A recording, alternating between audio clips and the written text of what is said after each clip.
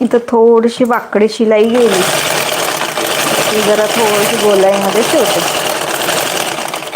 जरा जरी फरक पडला तर मग आपला जो गळा असतो तो व्यवस्थित दिसत नाही.